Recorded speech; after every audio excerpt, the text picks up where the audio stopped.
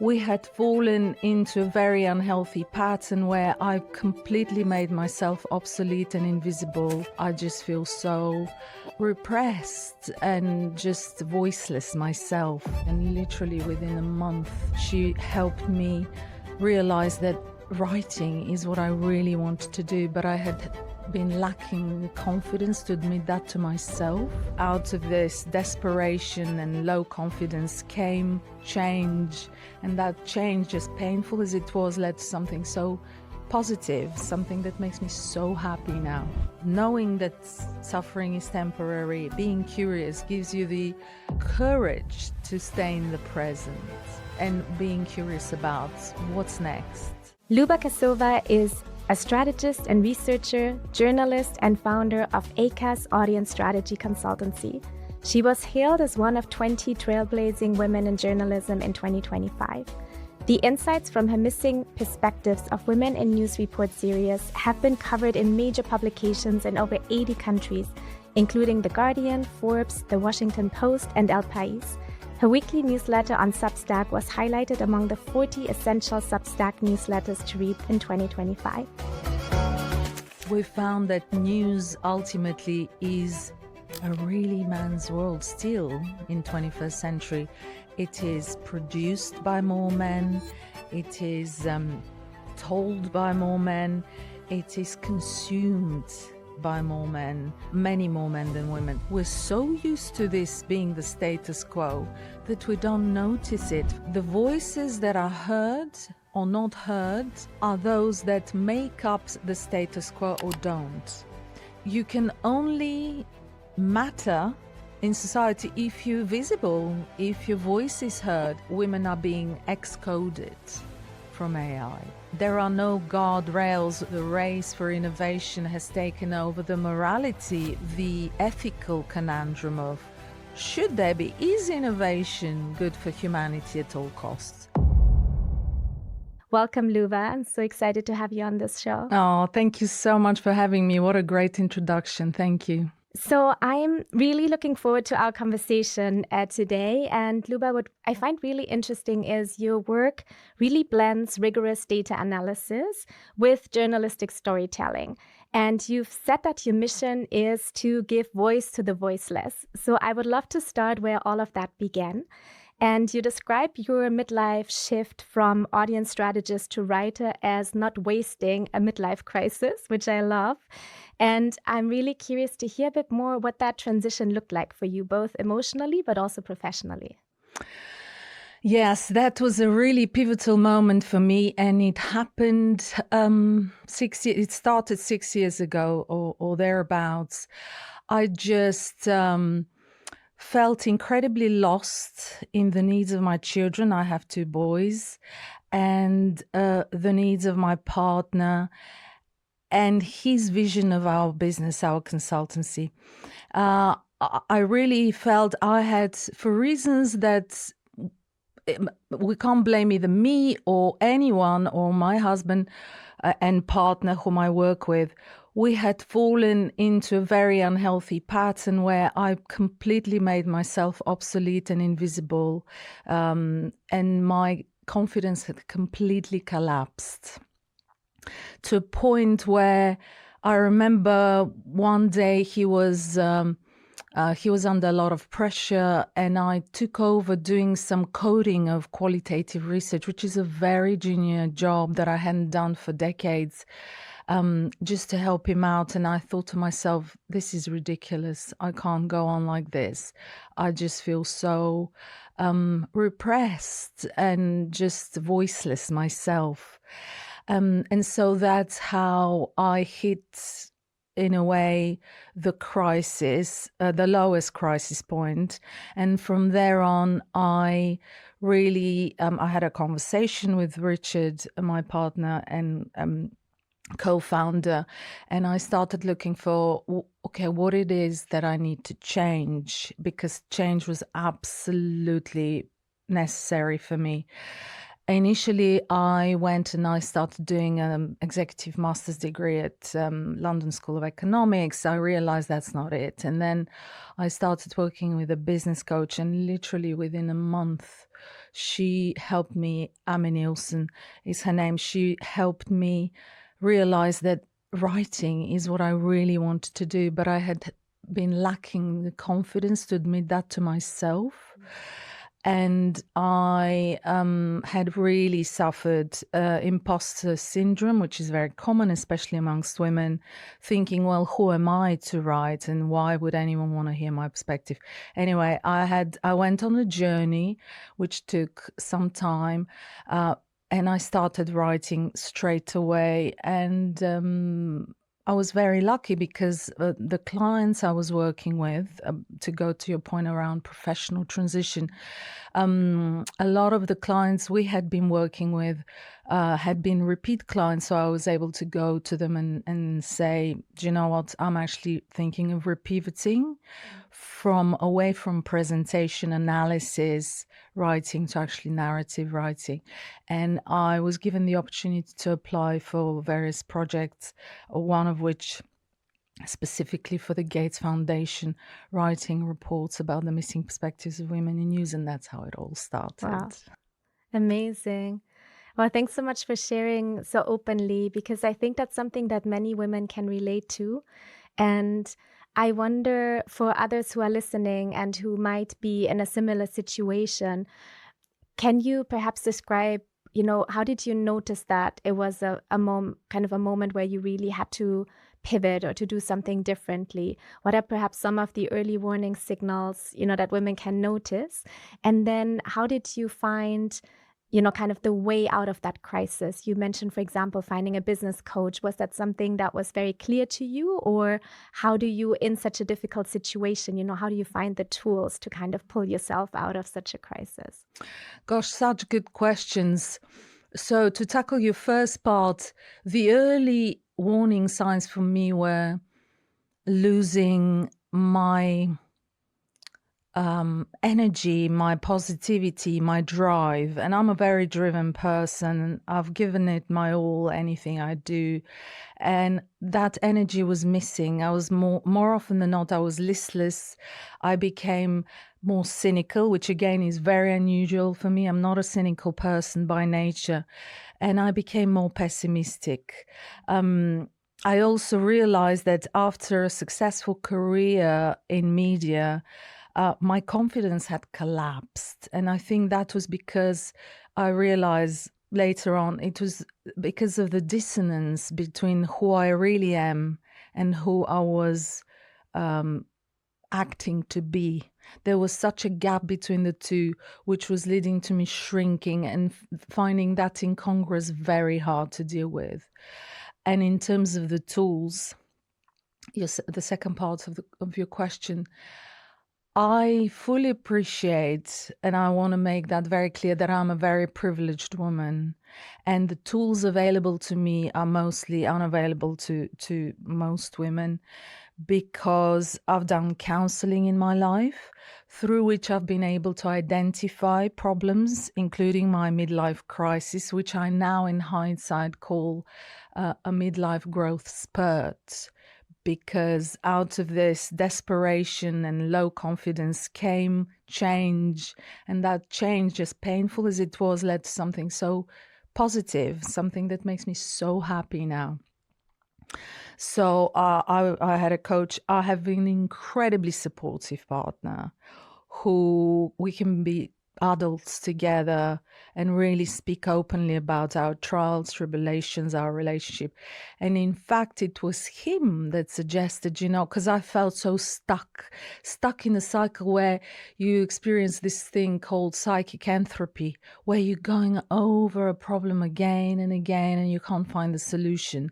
Because the solution in this instance had to come from, it had to come from me, but I needed an external perspective to show me and to help me and to say, hey, have you thought about this?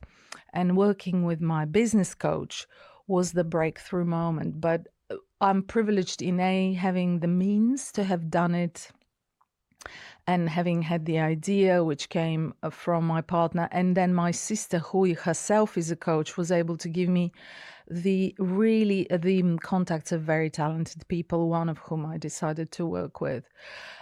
So that really unlocked it. And her approach is very evidence-based, which I really loved. And one of the things she did was do a survey, which has been going on for a long time, to identify the gap between your persona, so who you're portraying yourself or who you are being through your actions, and where your natural talents and where your natural desires lie. So it was very clear to me that I was very shortchanged in terms of inspiration and creativity. There was so much that I had within me that I wasn't doing enough of bringing out in my work. And eventually I mean, within a month of working with her, actually, I realized, okay, I'm doing this. And then it's really important, the support, to quieten the voice that tells you, who are you to be doing this, and worrying that you're mediocre, that you're writing, that you get exposed. And when you're a writer or a journalist, your mistakes are public for everyone to see. So it's a very nerve-wracking change to come from the shadows into the limelight, even if it is through your writing rather than broadcasting. It was quite hard. And I really needed the support of the people around me who were my cheerleaders, to help me quieten that voice, which was very strong, the critic inside me, and the voice that was telling me, lay low, don't rise, your place is down, not up. Wow. It's so powerful as well how you were able to have that courageous conversation with your partner, as you say. I think that takes a lot of strength, but it also really speaks to your relationship. And I think that's a very powerful example, also to have the courage to have those conversations and to kind of muddle through it and find solutions together. And then I also love the support network that you speak about. And I love this tool that your coach used to really think of, kind of to hold up a mirror to analyze who's that persona and who are you really, and how can you close that gap. It's amazing. And to be honest with you, we are all socialized into somebody, and we often lose link to our true identity through that socialization, because our parents are telling us to be good, especially if you're a girl, be kind, be considerate, don't be feisty, don't be angry, all that sort of conversation. Then at school, they want you to be quiet and demure, and you can really lose yourself. And finding out who you are sometimes requires weeding a lot of getting through a lot of weed to get to who you really are. And it's a real blessing to be able to do it. And in my case, it did require a lot of help, really, to do it and to get beyond that conditioning, which in my case also is going back generations of women who were voiceless, generations of women who didn't get the education that their husbands did, or they didn't fulfill their professional dreams because their roles were predefined to primarily be mothers and be good wives. And that's what happened to my mother. And I think in hindsight, she was a wonderful mother and partner. She died young of cancer. And I really think that now putting myself in her shoes, she died definitely grieving part of herself that never saw the light of day. And I think unconsciously, my midlife crisis was very much related to, I didn't want to walk the same walk as her, even though I hadn't formulated that. Now I realize I wanted to break that pattern. And I'm pleased I did. Because when you do this for the past generation. You free past generations, and you free future generations. So it's a really nice feeling. And where do you think that negative voice is coming from? Because a lot of women experience that. And I would maybe speculate that even men, but they don't talk about it so much. But is it that social conditioning? Do you know what the origin might be? I think a lot of it is social conditioning and the need to fit into a box in order to function successfully in society. And our natural tendencies are to express in a more exuberant way. But that's squashed early on because it's very hard to keep control of a child that is unruly or that is too outspoken. And so a lot of it comes from that, needing to fit within a box. And for me, there was an added element of repression because I grew up in a communist society. I'm originally Bulgarian. I'm dual citizen. I'm also British. So I grew up in a society where being outspoken and being yourself could literally cost you your life or could cost you your freedom. And my dad, for example, was incredibly hard on me sometimes. And it took me years of lovely man, and I love him so much. He passed away from COVID. But he was really hard on me, telling me that I needed to be less than I was and quieter. And I realized literally 3 years ago, very recently, I thought, oh my God, he was trying to protect me because he was so scared that in where I grew up, this would really cost me my freedom. But he was doing it in a very unhealthy way, obviously. Yeah. Wow. And it's amazing how with all, kind of with that upbringing in a way, or all those challenges and also those generational patterns that you described, that you were able to still see that midlife crisis as an opportunity not to waste and as a growth spur, as you said. That is true. And I have to say, one of the gifts that my mother left me, and I was 18 when she died, so fairly young. Wow. But she left me a real sense of hope. She always used to say 2 things to me. Firstly, everything is transient. So when you feel really unwell, don't worry, it will pass, which I really internalized. And the second thing she used to tell me is there is at least one solution to every problem, but often there is more than one. And so I kind of, these two in combination, these 2 beliefs helped me see crisis as opportunities as well, which has really served me and would serve anyone, frankly, who is looking to grow in life. And by grow, I mean to expand their consciousness rather than expand their wallet necessarily. Right. And so what does it mean to you now to give voice to the voiceless, your mission? That's a lovely question. So because I feel that for a while I myself was voiceless, I'm very sensitive to give voice to the repressed in others, in ourselves, to the unsaid, and to the perspectives that can't be expressed. For example, what I mean by that is when my dad died of COVID, I was so grief-stricken that I needed to look into what had led to his death. And I discovered that the way Bulgaria had treated elderly was very policy-wise very unfair.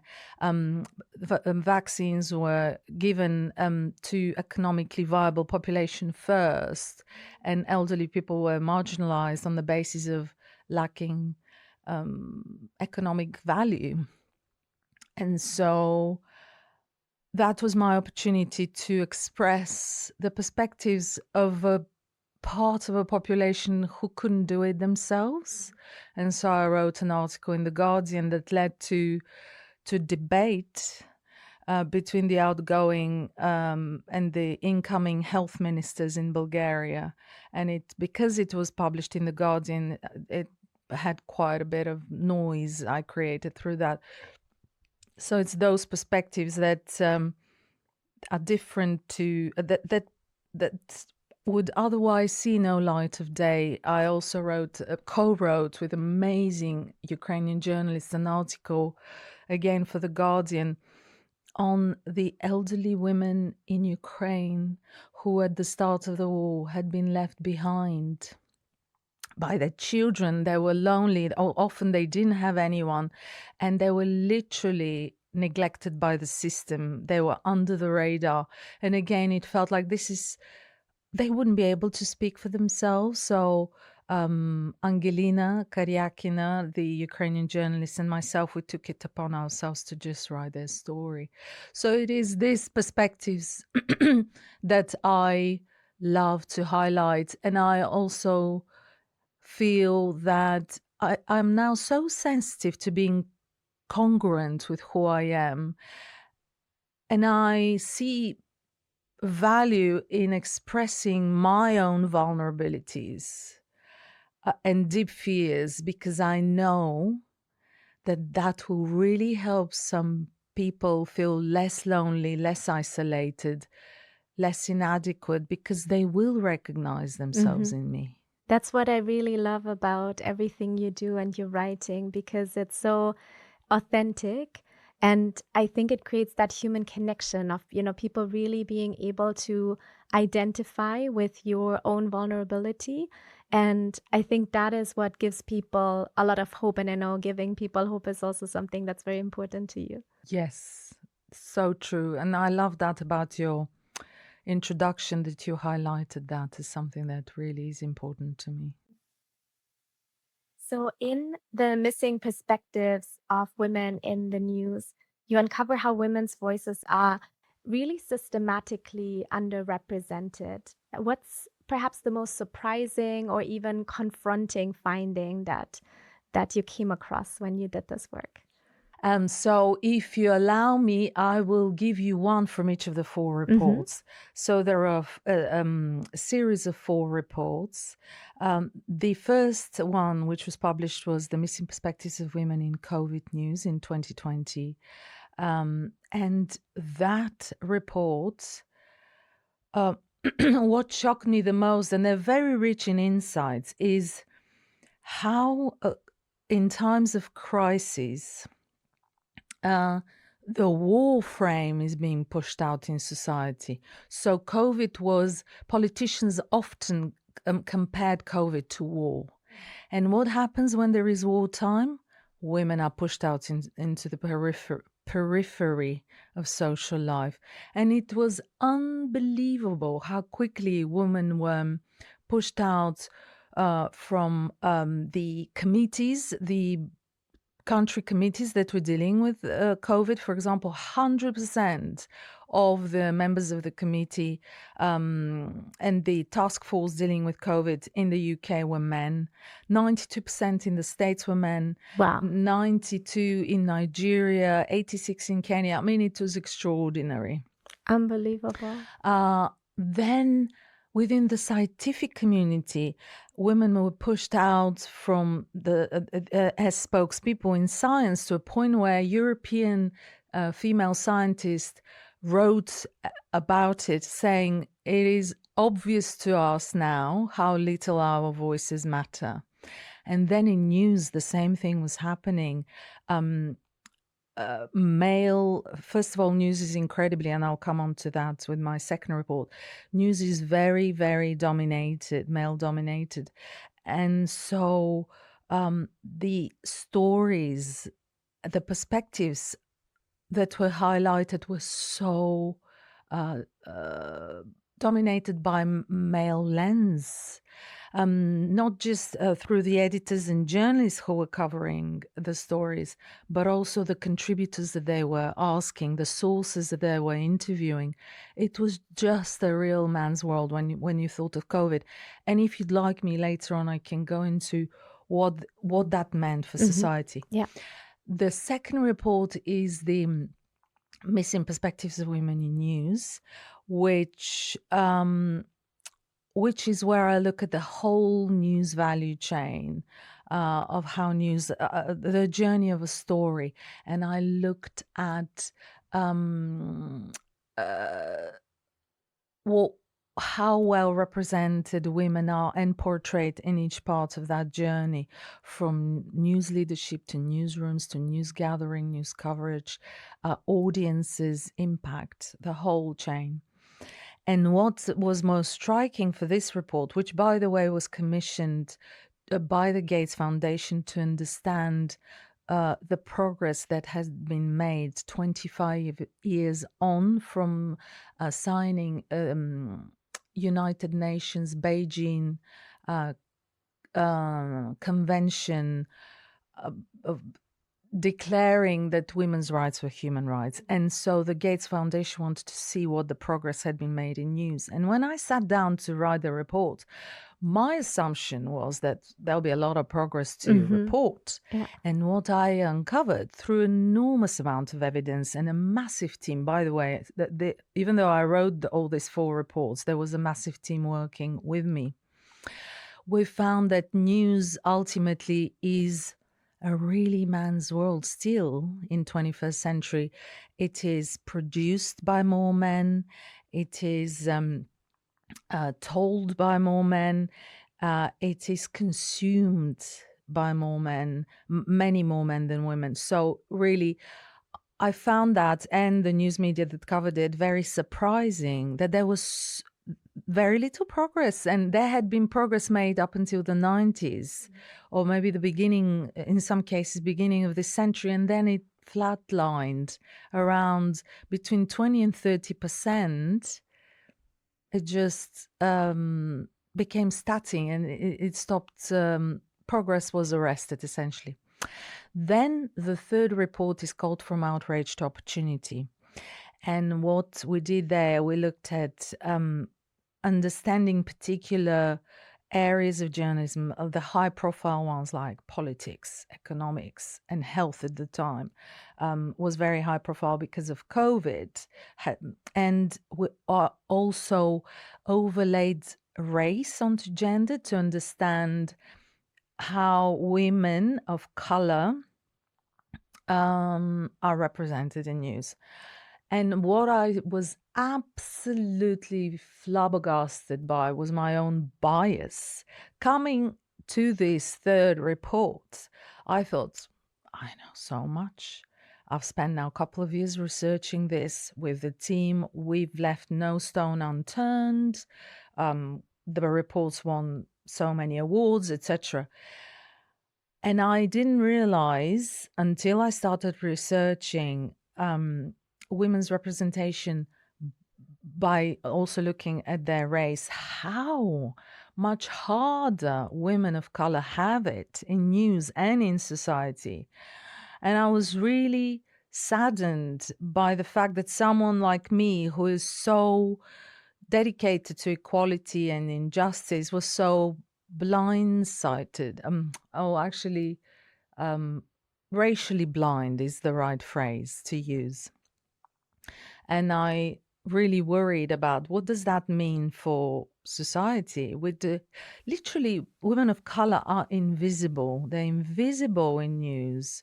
They're marginalized as editors, as sources, as subjects in the news, and their perspectives are marginalized. So that was really very shocking and saddening for me. And then the final report is the one that we published, released at the beginning of this year. It was dedicated to understanding women's representation in music news by looking specifically at the Grammys. And by the way, this coming Friday, the nominations will be announced.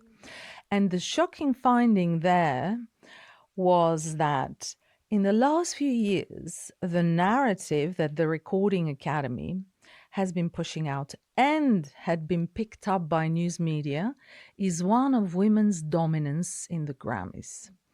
And I remember when they announced this in 2024 thinking, wow, how are women dominating an industry which is typically seen as so male. How did they turn it around? And I was very curious. And I thought, let's look into this. And we did some phenomenal research, analyzed like under 10,000 nominations across all the Grammys. And what we found is not only are women not dominating, but they're actually on the periphery. 1 in 5 Grammys between 2017 and 2024 have been awarded to women across the 103 categories of the Grammys. And what was absolutely and is still shocking is how news media worked as a PR arm to the Recording Academy. And the Recording Academy is clearly femme washing. They want to be seen as making a lot of progress, but underneath that narrative lies marginalization of women and systemic barriers that often are very oppressive and prevent women from succeeding in music. So that was crazy to find out, really. Yeah, I find it so shocking that everything that you found, right? And if we think about perceptions in society overall, I think a lot of people would think that there has been progress, definitely since the 90s. I don't think that people necessarily observe that stagnation, maybe in other fields, but not necessarily in news and the media. And so isn't it interesting that there's this complete kind of gap between reality and, the evidence and perception in society? And then even that other part, right, that you mentioned around the Grammys, that even kind of news outlets bought the myth that women are dominating when they clearly aren't, and you found the evidence that shows that it's not the case. Where do you think that disconnect is coming from? That is a great question. So there are a few things happening. First of all, why we don't notice, and I love your points, because we really don't notice that news is so dominated by men. And the primary reason for that is we're desensitized to it. We're so used to this being the status quo that we don't notice it. To us, that feels like normal. I interviewed the amazing broadcaster Marianne Sieghart, who for a number of years has worked as a political editor for the Times, and she's a broadcaster, a radio broadcaster, basically a very knowledgeable journalist in the UK. She wrote a book called The Authority Gap, which I highly recommend. And I interviewed her for my third report, which is from Outrage to Opportunity. And one thing she said really stayed with me. She said that one of the biases we have as humans, and I see it time and time again played out, is that when women reach about a third in terms of representation, we're so used to them being on the periphery that we suddenly feel they're dominating if they're between 30 and 40. And despite the fact that they're actually still a minority, but we are so used to hearing more men that when there are more women in the background, we feel that they're dominating. And that's a real problem. The fact that we are unaware of what's actually happening. And often women are not marginalized in news deliberately, but it's historical. It's the way it's been. And what I believe is most pernicious, I mean, it's pernicious on many levels, not least because women in journalism really have it harder, much harder than men. But one of the worst outcomes for society is that men decide what constitutes a story. And women who succeed in newsrooms and become leaders, they have to assimilate their views in a way that reflects the male view of what constitutes a story. So it's hard to challenge the status quo. You have to adapt to it. Of course, it's happening a lot more. Although, as you know, in recent years, there is a massive backlash against equality, whether it's gender or racial equality. And that most certainly reverberates in newsrooms again, because what I found through my research in the last few years is news is largely holds a mirror to society. It's not a more progressive profession. It just is a mirror. So whatever trends you see and social norms within society, they will be reflected in news. It's quite scary, because I think it probably also depends on, kind of everybody's perspective, upbringing, cultural context, and so on. But to me personally, the news, not every news outlet, but there is, like a core news kind of group of outlets that are considered to be really objective, right?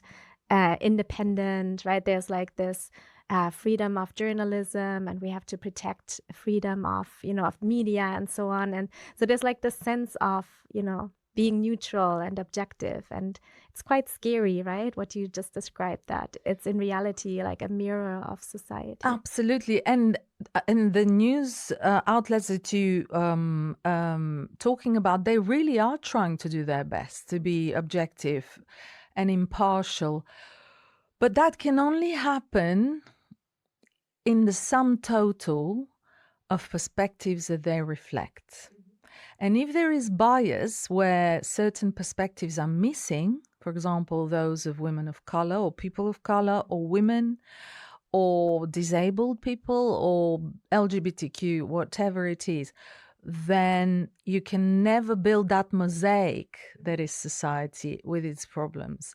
And one of my most striking examples that I remember, for example, from the pandemic is it took British and American media ages to realize that people of color were much more likely to be hit by COVID, both in terms of falling ill and dying.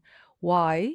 Because those perspectives were out of focus in news media. So it took a lot of time for people to say, hey, actually, do you realize this is happening? And I remember my husband is black. One of my children is white, and the other child's is biracial. So I'm very sensitive to that. And I remember picking this up thinking, gosh, it feels like a lot of people who are dying are actually people of color. And then eventually news media picked up on that. But yeah, these are the kind of stories that are really being missed. Yeah. And let's talk a bit about the real life impact of that. So you mentioned those kind of male templates, right, that still dominate, that what, for example, constitutes a worthy story to be told. Or you mentioned as well the fact that women's voices are absent and underrepresented and marginalized, and even more so women of color. What does that do to society? What are the real life impacts of that? Well, I think Rebecca Solnit said it beautifully. And I'm not going to quote her word for word, but it's something like, the voices that are heard or not heard are those that make up the status quo or don't. Mm-hmm. In other words, you can only matter in society if you're visible, if your voice is heard. And the impact of certain perspectives, as you said at the beginning, systematically or structurally missing from the narratives of news is that it's very hard to help those groups be equitable or bring justice to them, because they're always out of focus. Mm-hmm. And or to bring change for them. For example, women, I mean, I love this example in a very weird way. So remember when I said that 100% of the task force that was dealing with COVID was made up of mm-hmm. men in England and Wales? Well, at some point, they decided to stop one of the lockdowns and said, okay, off you go, everybody go back to work, without realizing that nurseries were closed. Oh, so how are women, who tend to be the primary care could go back to work. And these are the stories that are missed both by media and by politicians, because there are many women in those task forces to think of childcare. And this is really detrimental. Another thing that is detrimental is one of the characteristics of news generally is that it tends to, in times of crisis, facts dominate first-person perspective. So stories told from a first-person perspective. And what women audiences prefer is those first-person perspectives. And interestingly, what my research showed, and ACAS's research showed, is that the stories that lead to change, where politicians make certain change happen, are usually stories that are told from first-person perspective. But they are significantly undertold in newsrooms that are led by men who tend to prefer to tell macro stories to micro stories. So you kind of really miss those stories that touch your heart and that make you want to act, whether you're a politician, because you really empathize with someone's tragedy to a point where you're saying, we gotta change this. Because as much as we can report figures endlessly about the plight of larger population, it's a desensitized way of delivering facts. What really makes you want to act is when you bring this to life through a human story. Right, and there's a lot of research about this, so I'm actually surprised how big the impact of that is, right? And that those kind of storytelling that leads to action, that is also underrepresented in a way, because women are underrepresented. Yes. Interesting. Another thing that's also happening is, which I'm sure you know and you notice yourself, is the negative bias that news has. And that again comes from the very dominant lens that we've inherited in news. And research shows that women are more interested, more likely to want to read more solution-based stories or stories that leave you with hope. But there is such deficiency and in that type of storytelling. In a world that is increasingly shaped by algorithms, AI, but also social media, what are we gaining or losing in terms of narrative diversity? Oh, most certainly losing. And there are reasons for that. Why are we losing diversity? Because generative AI is developed based on, obviously, databases, and they're inherently heavier in terms of male voices, whether it's through scientists, writers, or journalists. They are very heavy on male voices. So there is this historical bias is compounded because the AI assistants are trained on those databases. Then you overlay that with what Joy Boyani calls in her book Unmasking AI, the coded gaze. So the gaze of the programmer, their perspective, that's coded into those databases, and they tend to, again, overwhelmingly be men. The early adopters of those chatbots and systems are also men, and they provide the feedback loop that trains those assistants. And then finally, you have an industry, both AI and journalism, who cover the story. The editors are overwhelmingly more male, and the leaders and the CEOs of big AI companies are also predominantly, if not exclusively, men now. Their boards are made of men, white, and it's a very actually narrow section of people. They tend to be wild male from West Coast America. So you can see how the more you think about this as AI assistance and generative AI, it's so narrow. So diversity is really lost. And again, the term that is used in Unmasking AI is women are being, and women of color and people of color are being excoded from AI. And I absolutely see that happening. But what really worries me, and I've written about this problem in a Guardian article where I wrote, which is "Where Are the Godmothers of AI?" I think it's called, and I also wrote about this in International Journalism Network publication. But what I'm seeing is complete lack of interest within the journalism industry to look into those biases.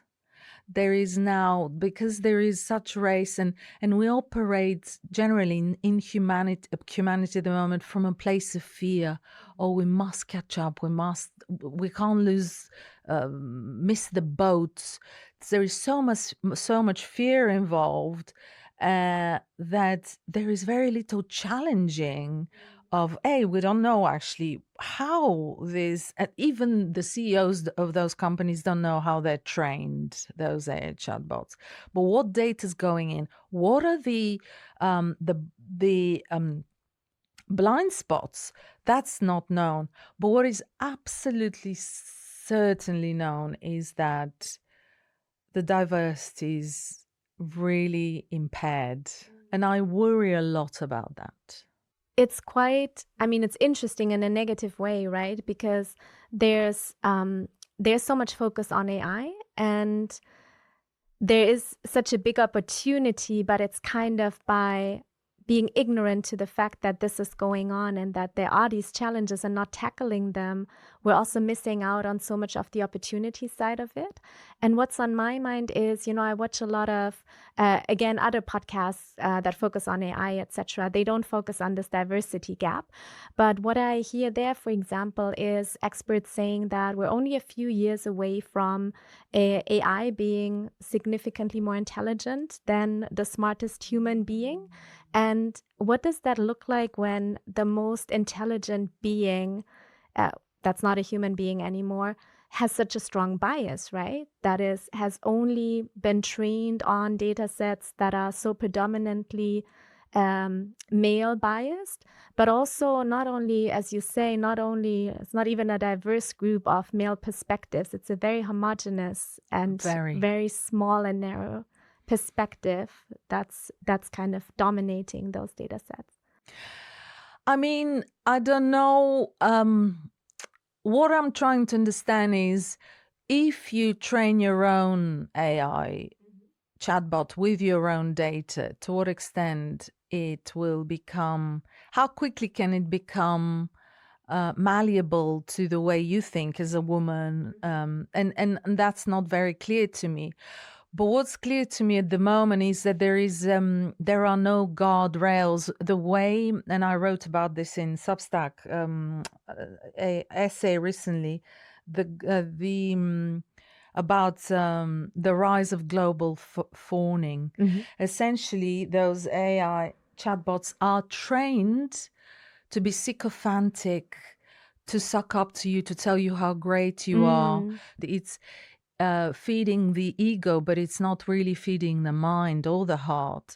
So this is what we're seeing at the moment. And as you know, the race for innovation has taken over the morality, the ethical conundrum of, should there be, is innovation good for humanity at all costs? Or should we admit that at some point innovation may become actually destructive, and therefore we need to just pause? And as you know, there are so many recently a petition was signed by more than 800 celebrities, scientists, and even people like Jeffrey Hinton, who demanded pause on the development of AI for those very reasons, that we don't really know once we get to human intelligence where we're heading. But what we do know is that superintelligence doesn't equal kindness, doesn't equal empathy. And what saves us in this world from wars, from destruction, is eventually being empathetic, recognizing the humanity in those we previously thought of as enemies. So it is empathy that will save you. And I'm not sure that empathy is being coded at the moment in those AI chatbots. Well, I'm sure it's not. And therefore, we have good reasons to worry about superintelligence. It can become our superintelligence shadows. Mm-hmm. And who wants that? I mean, Yeah. bar few very rich billionaires who want to make more money. I certainly am not interested in that. Mm. But I mean, I admit, of course, I have my own biased perspective, but this is where I am at the moment. Let's turn to hope and optimism. I know that it's very important for you to always leave your audience with hope. So I wonder, what gives you hope at the moment, especially doing this really hard work and uncovering truths that are quite uncomfortable? I mean, my children give me a lot of hope all the time. I'm blessed to have two sons who are teenagers, and just conversations with them, how incredibly thoughtful they are, and challenging, always gives me hope. The fact that I constantly see examples of pushback to racism, pushback to misogyny, to far-right ideology. There is constant pushback. There are wins, and I was really hopeful to see the first prime minister being, or is it president in the Netherlands, being voted in, the first gay person. To me, that's hope. Obviously, voting in a mayor of New York who is a Muslim immigrant is hopeful. Voting in electing the first female governor in Virginia was very hopeful. So I see hope in the fact that, yes, there is most certainly a lot of polarization. Fascism is growing, but we're no longer, we have the wisdom of history on our part. There are new chapters of history which were written. And with those chapters, there is hope, because we know what a more inclusive past looks like. And therefore, there is more, I think, stronger impetus to push back on exclusionary narratives, on cruelty. And that gives me hope. I hope I don't sound Pollyanna-ish, and I fully recognize that conflict has risen significantly in the last 5 years. So people who die in war zones, some of which are even not talked about enough, like Sudan, is a massive problem. And I don't want to minimize this, but I still see hope in the retaliation, in the fact that many choose love over fear. They choose courage over silence. And that's what gives me hope. Mm-hmm. So with this aim of always leaving your audience with hope, how do you personally define hope in your work? That's a lovely question. I've been, in the last year, deeply inspired by a Holocaust survivor who I wasn't aware of. Obviously, we all know Viktor Frankl, whom I adore, but Edith Eger is also a Holocaust survivor who wrote her first book when she was 92. So a real inspiration for anyone who's going through a midlife crisis. And I read her book recently called The Gift. And I was deeply inspired by her definition of hope, which is twofold. She says hope is first the belief that suffering is temporary, and secondly, having the curiosity to experience what is next. And I would add to that, and then those two the combination of knowing that suffering is temporary, being curious, gives you the courage to stay in the present, and being curious about what's next. And it also gives you, and I find her definition of hope so empowering, because it really explains why when you have hope you can't get stuck in the past and you want to act, because you're always curious about what will happen in the future. I love this. It's so lovely. And I think she's not given enough prominence. She's an absolutely phenomenal thinker who expresses herself super clearly, certainly in The Gift, saying things like, the opposite of depression is expression. Oh, it's so simple. wow. Yeah, of course. You have to express yourself. And if you repress yourself, then you'll be depressed. Right. So she's full of very wise words like this. And I highly recommend people reading her. I'm definitely going to look her up, and we'll link her in the comments as well. That's great. What does it take to turn outrage into opportunity in ourselves and in society? What a good and difficult question. Well, actually, I think we must mention hope again. The link between outrage and opportunity has to lie in the hope that the status quo that enrages us will turn into an opportunity, will change for the better. And I think having hope is incredibly important. And I always believe that being part of a community, having support, human beings are so sociable, and that's what made us survive, as Rutger Bregman writes so beautifully in his historical book, Humankind.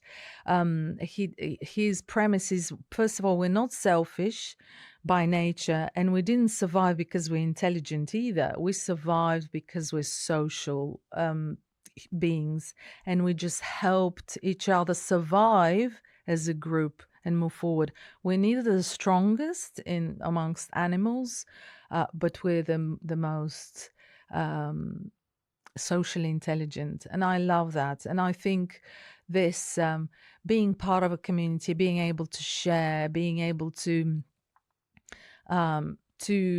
rely on someone else to help you in time of desperation, and for you to give help to them, is definitely what turns in outrage into opportunity as well. That's great.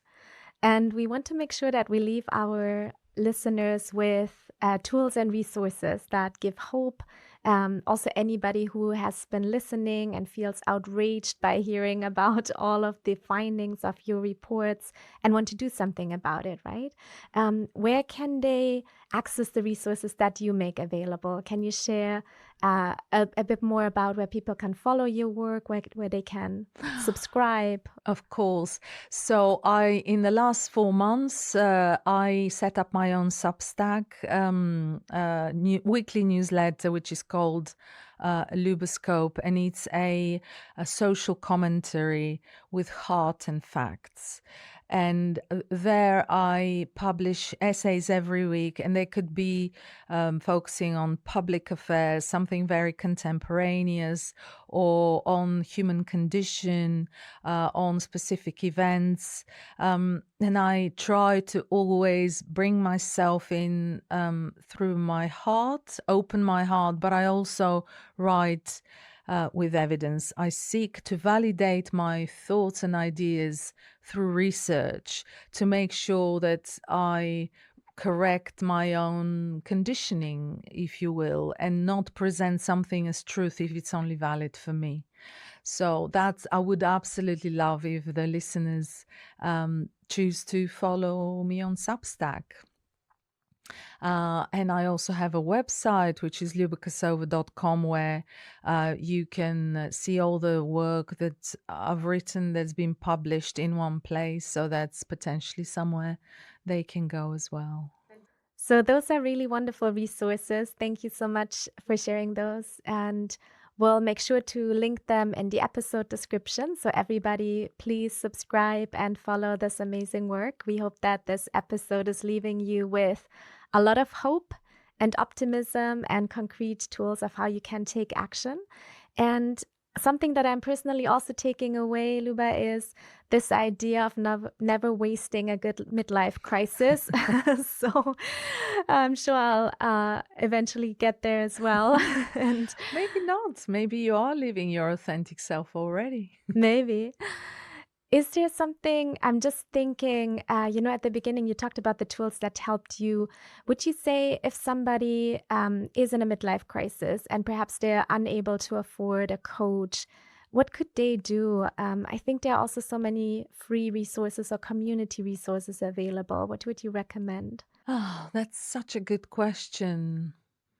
Do you know what? I haven't thought of that. I didn't do enough research. I think because I might recommend books as well to read. Yeah. But I need to think that through. I'm so sorry. I'm not. I can't think of off the top of my head. Let's do something. Let's crowdsource. Let's ask our audience what they would recommend if you are or have been or anticipate ever being in a midlife crisis. What are tools, resources, community support that you recommend? And then we'll collect that in the comment section and we'll share that. That would be amazing. And then I'll lift those for myself. That would be great. Thank you so much. Thank you so much again for joining us. Thanks to everybody who has been listening. There's so much more we could cover. I'm sure you will be back one day and we'll dive into more. But we have the opportunity to follow your amazing writing and work. And so we'll make sure to subscribe and read much more about all of these important topics. Thank you again for being here. Oh, thank you for having me. It's been a real pleasure speaking with you. We're trying to dismantle the 1.7 trillion credit gaps. So huge credit gap for women entrepreneurs.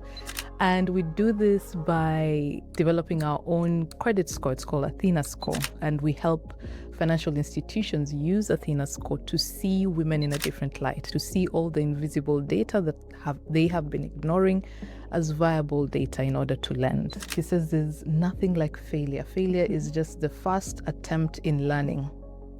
You learned the first time and then now you'll do it properly. Yeah. There's nothing like failure. Refocus, calibrate again, look at the ecosystem again and learn new things, because learning never stops in entrepreneurship. Every day has learning moments and that's what I learned, just to take it all in a positive light. It was a learning moment. What have I learned and what can I still continue learning?